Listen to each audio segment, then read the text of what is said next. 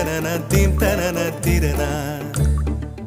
நடந்தால் ஆறு எழுந்தால் அருவி நின்றால் கடலல்லோ, சமைந்தால் குமரி மணந்தால் மனைவி பெற்றால் தாயல்லோ.